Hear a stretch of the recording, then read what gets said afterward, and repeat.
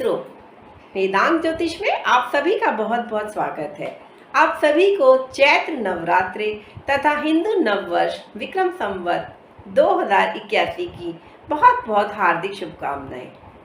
नवरात्रों के त्योहार का हिंदुओं में बहुत ही वंदनीय महत्व है। माँ दुर्गा के 9 रूपों की पूजा अर्चना नवरात्रों में की जाती है।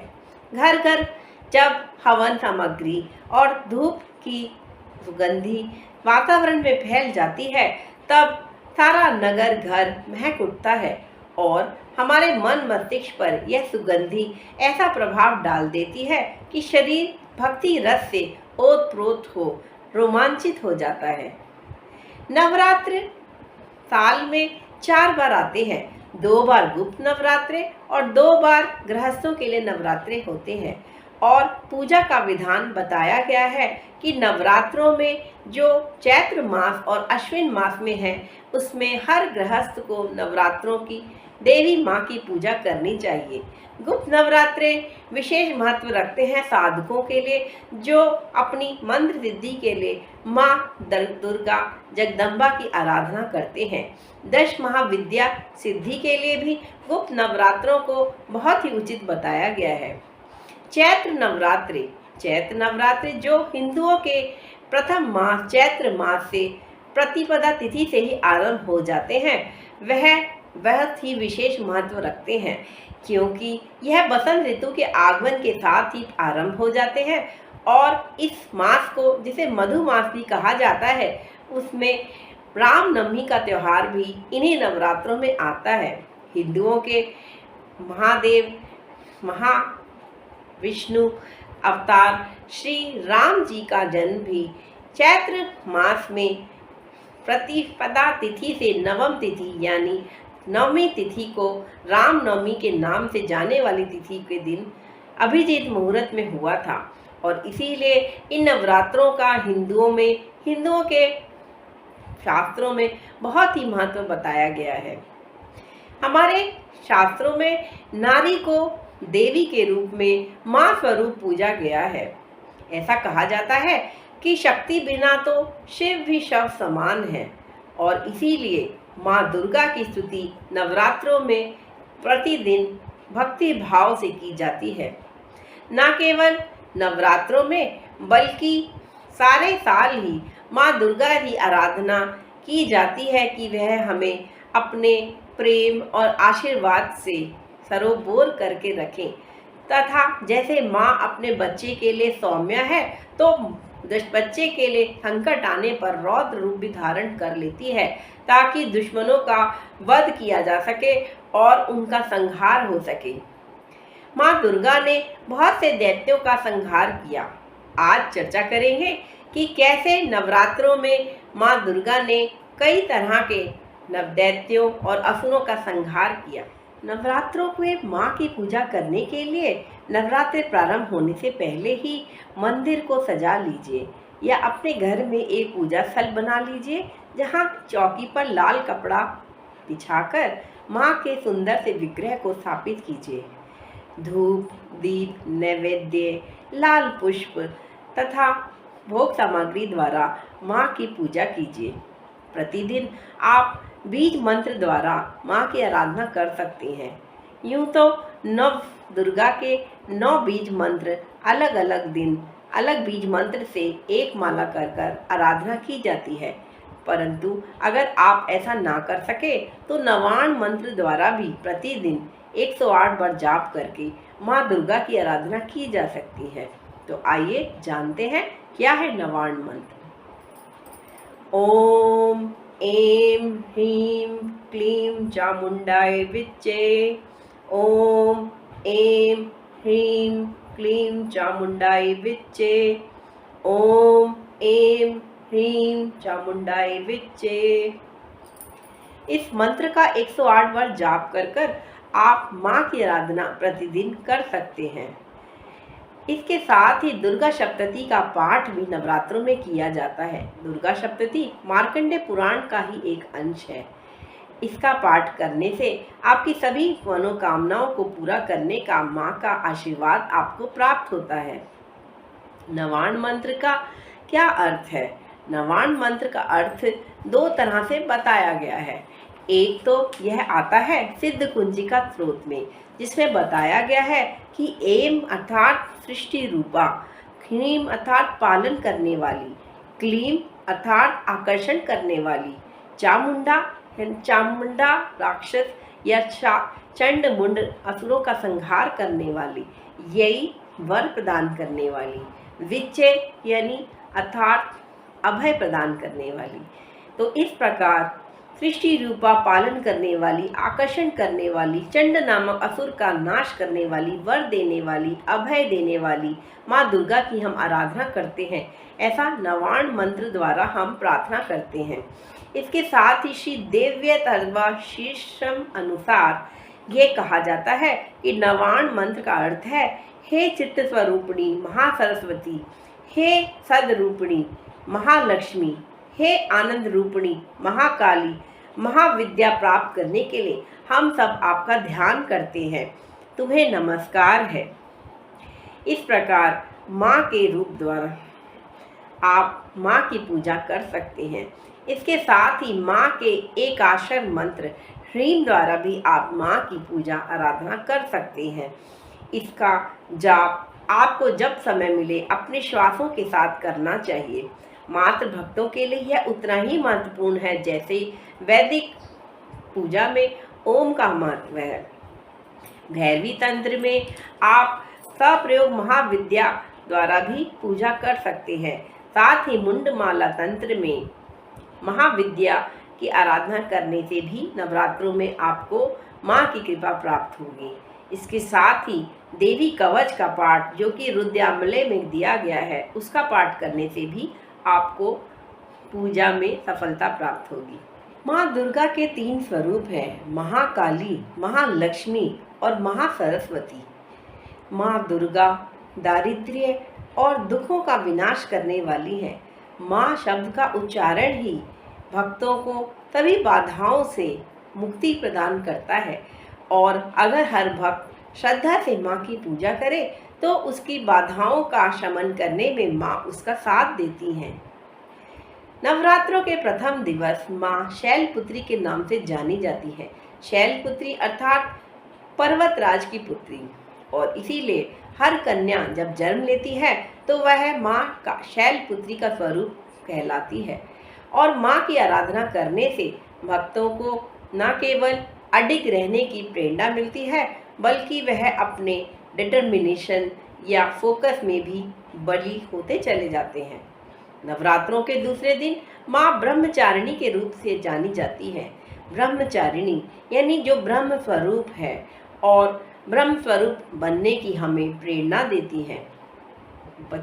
बालिका कन्या जब कौमार्य अवस्था तक रहती है तो वह ब्रह्मचारिणी का स्वरूप होती है और इसीलिए हमारे हिंदू शास्त्रों में कन्या को बहुत ही पूजनीय माना गया है। नवरात्रों के तीसरे दिन माँ चंद्र घंटा के स्वरूप में पूजी जाती है। चंद्र घंटा यानी जो चंद्रमा को धारण करने वाली है और जो चंद्रमा की तरह शीतलता प्रदान करने वाली है। कुंडली में अगर चंद्रमा पीड़ित हो तो माँ चंद्र घंटा की आराधना करने से वह पीड़ा का शमन होता है और साधक को या भक्त को न केवल शांति प्रदान होती है बल्कि वह मानसिक रूप से भी बहुत ही बली हो जाता है। नवरात्रों के चौथे दिवस पर माँ कूष्मांडा के नाम से जानी जाती हैं। कूष्मांडा यानी कि माँ जब गर्भ धारण करती हैं, इसीलिए हर गर्भवती स्त्री को पूजनीय माना गया है क्योंकि वह माँ कूष्मांडा स्वरूप है। माँ की कूष्मांडा रूप में आराधना करने से भक्तों को न केवल माँ अपने आशीर्वाद प्रदान करती हैं बल्कि हर तरह की सुख समृद्धि भी देती हैं। माँ के 5वें स्वरूप स्कंद माता की पूजा नवरात्रों के पंचम दिवस पर की जाती है। स्कंद माता अर्थात कार्तिकेय की माता, और कार्तिकेय जी जिनका अवतार ही इसलिए हुआ था कि वह देवताओं के सेनापति बनकर असुरों का नाश कर सके। तो स्कंद माता की पूजा 5वें दिन हम इसीलिए करते हैं कि माँ हमें वह शक्ति प्रदान करें कि हम अपने शत्रुओं का नाश कर सकें, जैसे उनके संतान कार्तिकेय ने स्कंद रूप में करा था। और इसीलिए हमें माँ उस दिन पूजा करने से न केवल दैहिक बल्कि दैविक और भौतिक तापों से भी मुक्ति प्रदान करती है। नवरात्रों के छठे दिन माँ कात्यायनी नाम से पूजी जाती हैं। माँ कात्यायनी का रूप बहुत ही प्रिय और मनोहर है। माँ कात्यायनी सर्व तरह की सुख समृद्धि प्रदान करती हैं। संयम और साधना का रूप है माँ कात्यायनी। जिन भी जातकों की कुंडली में अगर शुक्र पीड़ित हो या ऐसी दशा चल रही हो जो वैवाहिक दुख को दिखाती हो, मैरिटल डिस्ट्रेस को दिखाती हो, उन्हें माँ कात्यायनी के दर्शन करने चाहिए और माँ कात्यायनी की आराधना करनी चाहिए। माँ कात्यायनी न केवल उनके मैरिटल डिस्ट्रेस को दूर करती हैं बल्कि सुख समृद्धि का आशीर्वाद भी देती हैं। माँ कात्यायनी जो संयम और साधना का रूप है और एक वैवाहिक स्त्री को दर्शाती हैं। जो संतान वाली है वह संस्कंद माता है और वैवाहिक सुख, पति और बच्चों का सुख दिखाती है माँ कात्यायनी। नवरात्रों के 7वें दिवस माँ कालरात्रि के रूप में पूजी जाती हैं। कालरात्रि यानी जो काल का भी अंत करने वाली शक्ति रखती है, वह माँ कालरात्रि हमें भी वह अभय प्रदान करे और हमें अकाल मृत्यु से बचाव करे। ऐसी भक्तों की श्रद्धा से माँ उन पर कृपा करती हैं और माँ कालरात्रि का भक्त कभी भी अकाल मृत्यु का शिकार नहीं होता। नवरात्रों के 8वें दिवस माँ महागौरी के नाम से पूजी जाती हैं। महागौरी जो अपने संतान और अपने पति के साथ सेवा करती हैं उनकी, ताकि वह संसार को अभय प्रदान कर सकें और उनको बहुत ही आशीर्वाद प्रदान कर सकें। माँ गौरी बहुत ही मनोहर स्वरूप में है और वह अपने बच्चों को, अपने संतान को, अपने भक्तों को आशीर्वाद देती हैं और दुख और दारिद्र्य से दूर रखती हैं। नवरात्रों के 9वें दिवस माँ सिद्धिदात्री के रूप में पूजी जाती हैं। जैसे एक माँ अपना देह त्याग करने के पहले अपने संतान को अपने सारी धन संपदा, सुख समृद्धि दे के जाती हैं, वैसे ही नवरात्रों के 9वें दिवस सिद्धिदात्री स्वरूप में माँ की पूजा करने से साधकों को न केवल सिद्धियां प्राप्त होती हैं बल्कि हर तरह की सुख समृद्धि भी प्रदान होती है। इस तरह नवरात्रों के 9 दिन माँ के हर नए रूप में हम पूजा करते हैं और माँ से आशीर्वाद प्राप्त करते हैं कि वह पूरे वर्ष हमारे ऊपर अपनी कृपा बनाए रखे। माँ की आराधना आप सप्तश्लोकी दुर्गा पाठ प्रतिदिन कर भी कर सकते हैं और माँ का कवच पाठ या माँ के 108 नाम जो कि दुर्गा स्तोत्र शतनाम स्तोत्रम में वर्णित है, उसका पाठ कर भी आप माँ की पूजा कर सकते हैं।